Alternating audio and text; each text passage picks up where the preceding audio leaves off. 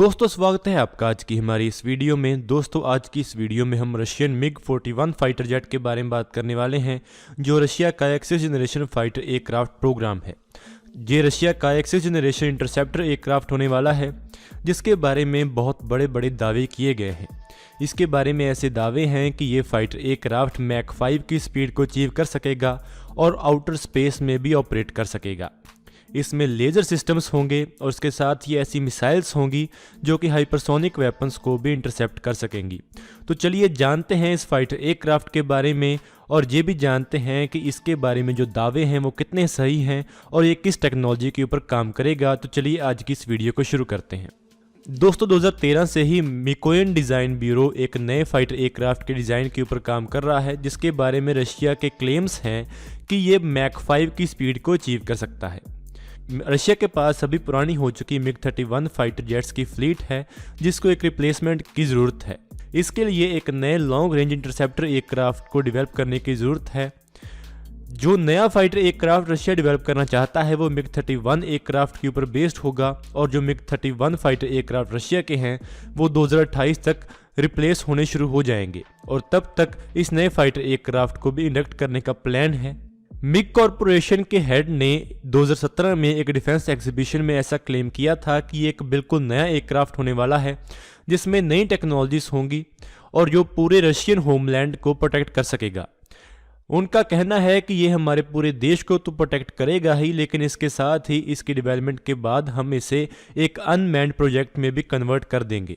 जैसा कि हम जानते हैं कि बहुत सारे देश अभी 6th generation fighter aircraft programmes के ऊपर काम कर रहे हैं, जिसमें अमेरिका, फ्रांस और यूके जैसे देश शामिल हैं, और अभी रशिया ने भी अपने ऐसे प्लान्स दुनिया के सामने रखे हैं। एक रशियन न्यूज़पेपर का दावा है कि जो मिग-41 एयरक्राफ्ट होने वाला है वो ऐसा इंटरसेप्टर एयरक्राफ्ट होने वाला है जो कि हाइपरसोनिक मिसाइल्स को भी इंटरसेप्ट कर सकेगा।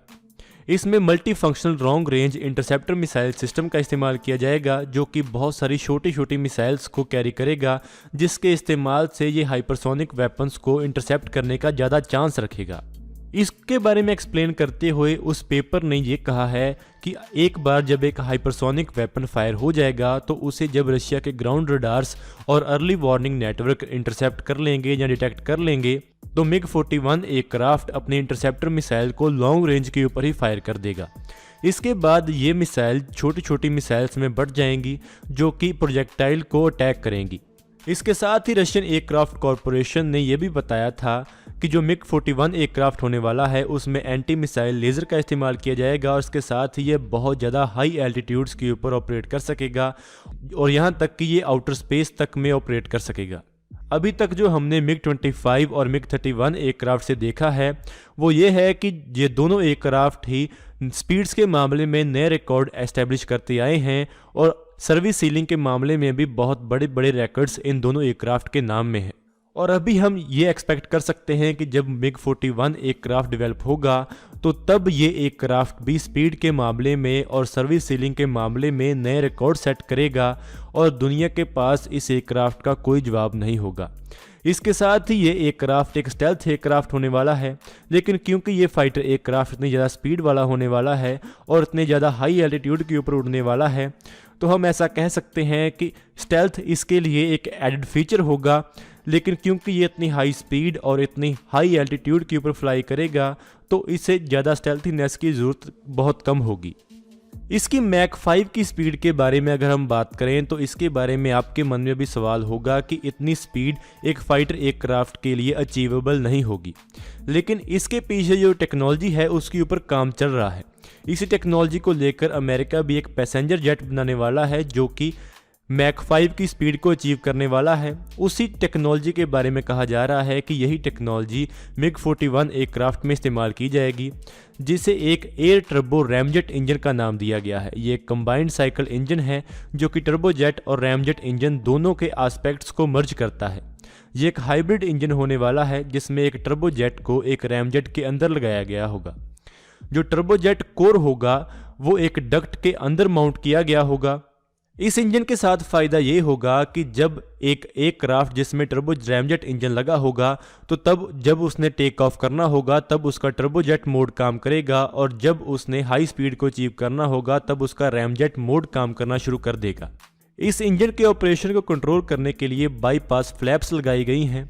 जब ये एयरक्राफ्ट लो स्पीड फ्लाइट पर होगा तब इसके कंट्रोलेबल फ्लैप्स बाईपास डक्ट को बंद कर देंगे और जो हवा एयरक्राफ्ट की तरफ आ रही होगी उससे फोर्स करेंगे कि वो टर्बोजेट के कंप्रेसर सेक्शन की तरफ जाए। लेकिन जब ये एयरक्राफ्ट हाई स्पीड फ्लाइट में होगा तब इसके जो फ्लैप्स हैं वो टर्बोजेट के अंदर जाने वाली हवा को ब्लॉक कर देंगे, और तब ये इंजन एक रैमजेट की तरह काम करना शुरू कर देगा और ये हाई स्पीड को अचीव कर सकेगा। अभी के जो रैमजेट इंजन हैं उनके साथ लिमिटेशन ये है कि इनको इस्तेमाल करने वाले एयरक्राफ्ट अपने आप टेक ऑफ नहीं कर सकते हैं। एक रैमजेट इंजन वाले व्हीकल को लॉन्च करने के लिए एक बूस्टर सेक्शन की ज़रूरत होती है। यही कारण है कि जो अभी की हाइपरसोनिक मिसाइल्स हैं, जो रैमजेट बेस्ड मिसाइल्स हैं, उनको लॉन्च करने के लिए उनके पिछले हिस्से में एक बूस्टर सेक्शन भी होता है जो कि इन मिसाइल्स को एक खास स्पीड के ऊपर लेकर जाता है, और उसके बाद ये सेक्शन काम करना बंद कर देता है और इन मिसाइल्स का रैमजेट इंजन सेक्शन काम करना शुरू कर देता है। क्योंकि एक रैमजेट इंजन को काम करने के लिए एक स्पेसिफिक स्पीड चाहिए होती है और उसके बाद ही ये काम कर सकते हैं और हाई स्पीड को अचीव कर सकते हैं। इसी लिमिटेशन को दूर करने के लिए ऐसे हाइब्रिड इंजन्स के ऊपर काम किया जा रहा है जिनको कंबाइंड साइकिल इंजन कहा जा रहा है। लेकिन जैसा इस फाइटर एयरक्राफ्ट को लेकर क्लेम्स किए जा रहे हैं कि ये हाइपरसोनिक स्पीड को अचीव कर सकेगा और ये आउटर स्पेस में भी काम कर सकेगा, तो उसके ऊपर ये नहीं कहा जा सकता है कि क्या रशिया ऐसी टेक्नोलॉजी को अचीव कर सकेगा या नहीं, क्योंकि ऐसी टेक्नोलॉजी को अचीव करने के लिए और ऐसे काम को करने के लिए बहुत सारी लिमिटेशंस हैं। क्योंकि इतनी हाई स्पीड के ऊपर एक क्राफ्ट का टेम्परेचर भी काफ़ी बढ़ जाएगा और ऐसा बहुत मुश्किल होगा कि एक ह्यूमन पायलट ऐसी एनवायरनमेंट में एक क्राफ्ट को ऑपरेट कर सके। और उसके साथ ही आउटर स्पेस में किसी फाइटर जेट को ऑपरेट करने के लिए भी खास टेक्नोलॉजी चाहिए होगी, जिसको डेवलप करने में रशिया को काफ़ी ज़्यादा समय लग सकता है। यही कारण है कि इस एयरक्राफ्ट का अगर एक अनमैन्ड वेरिएंट बनाया जाता है तो वो शायद ज़्यादा सक्सेसफुल हो।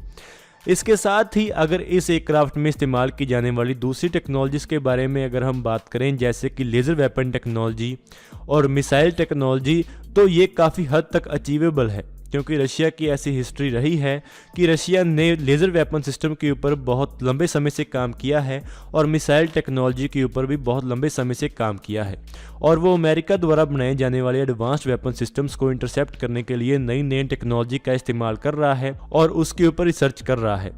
तो ऐसा हो सकता है कि रशिया ऐसी टेक्नोलॉजी को डेवलप करने में बहुत ज़्यादा एडवांस स्टेजेस पर हो, और जो रशिया का सुखोई 57 एयरक्राफ्ट है उसके लिए भी ऐसी टेक्नोलॉजीज़ डेवलप कर ली गई हैं। रशिया का प्लान है कि जो उनका सुखोई 57 एयरक्राफ्ट है उसमें भी लेज़र वेपन सिस्टम का इस्तेमाल किया जाए और ऐसे ही उसमें भी एक अनमैन्ड मोड का इस्तेमाल किया जाए। और यहाँ पर आपको बता दें कि रशिया के सुखोई 57 एयरक्राफ्ट को कुछ हद तक अनमैन्ड मोड में टेस्ट भी कर लिया गया है। और ऐसे ही रशिया का जो कॉम्पिटिटर अमेरिका है उसने भी ऐसी लेज़र वेपन सिस्टम के ऊपर काम शुरू किया है जो कि दूसरी मिसाइल्स को इंटरसेप्ट कर सकती हैं।